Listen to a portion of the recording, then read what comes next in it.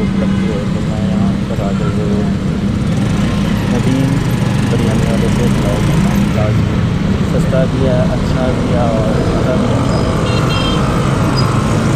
क्या दिया है?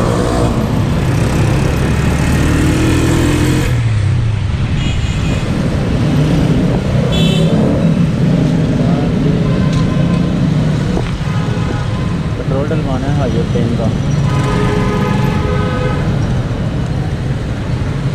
यू टर्न है तो यहाँ पर वैसे भी मेन मोड़ है तो काफ़ी रश होता है।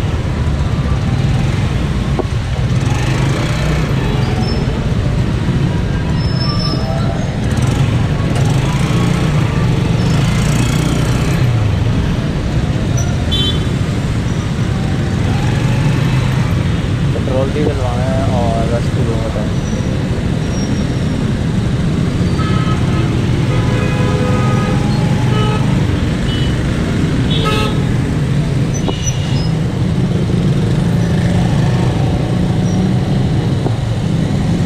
क्या लगता है सड़क क्रॉस करना आसान है यहाँ पर।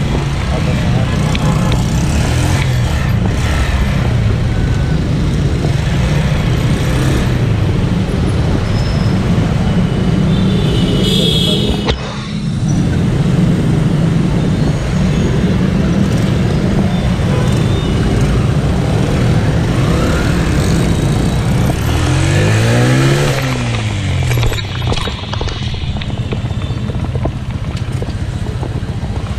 लीटर